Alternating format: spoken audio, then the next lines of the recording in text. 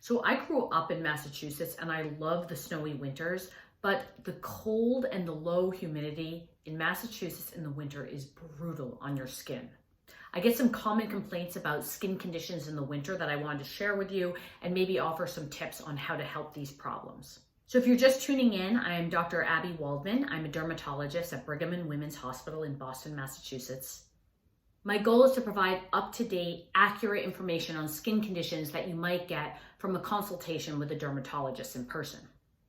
So the first is just dry, itchy skin. So in the winter, the humidity falls and it literally sucks the moisture out of your skin. And so you're left with the feeling and appearance of a dry riverbed. The key to solving this is that you want to seal off your skin. You want to prevent that evaporative water loss that leads to dry skin.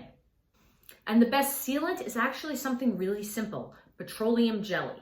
Goes by brand names such as Aquaphor or Vaseline. And what it does is it provides an occlusive dressing, basically an occlusive moisturizer that prevents the water from escaping your skin.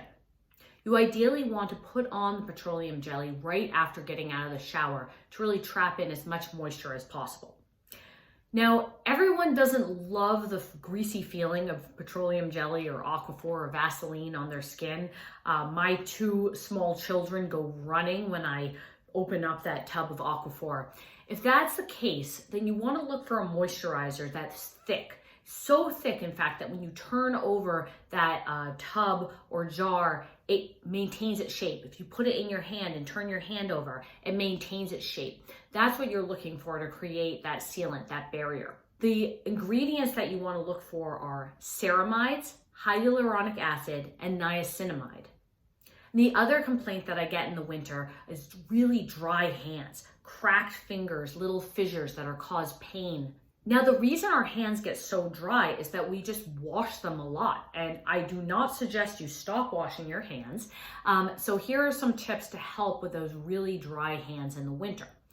The first is that you want to apply that same petroleum jelly to your hands, but you put it on at night under some gloves. And what the gloves do is it increases the penetration of the product into your hands, which results in improved moisture.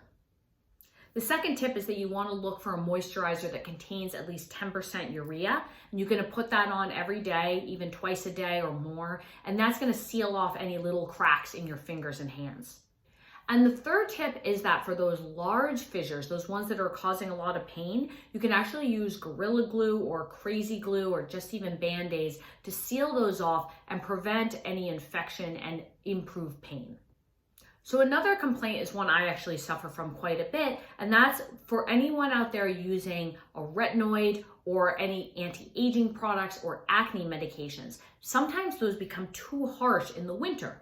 So you are tolerating it well in the fall, in the spring, and then winter comes and all of a sudden all your skin flakes off like a snake. And if that's happening to you, it's a sign that you want to back off those products. So instead of using them every night, maybe you use them every other night or every third night, and then increase to every night as tolerated. And of course, good moisturizer is the key.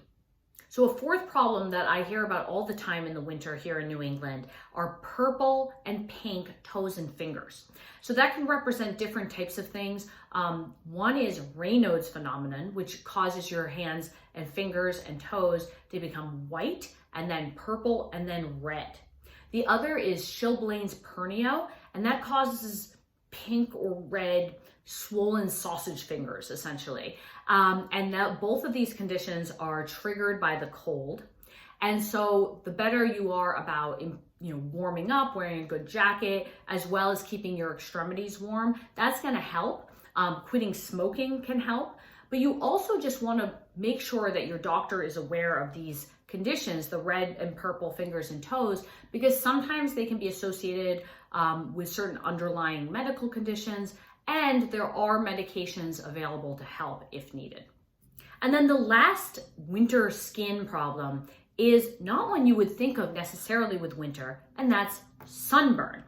So some of the worst sunburns that I've ever received were on my nose out skiing.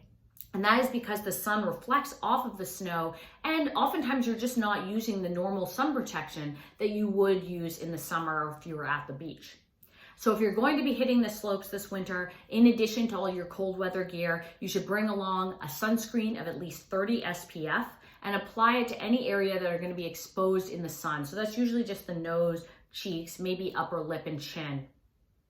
And you want to apply it every 2 hours if possible. So I hope that was helpful. Please leave comments, likes, and subscribe if you want more information on skin conditions.